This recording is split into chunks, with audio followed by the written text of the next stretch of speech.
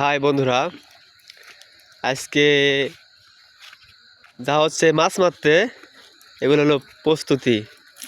দেখা যাক ভাই মাছ পায় কি না পায়।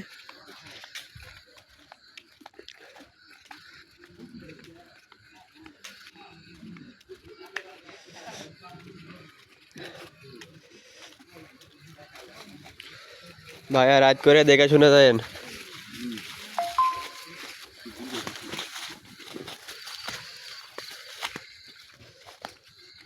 আমরা সেই জায়গা পায়া গেছি পড়ায়। আপনারা সবাই পাশে থাকুন, দেখা যাক বড় ভাই মাছ পায় কি না পায়। এই জায়গার পানি সব ছেঁচতে হবে।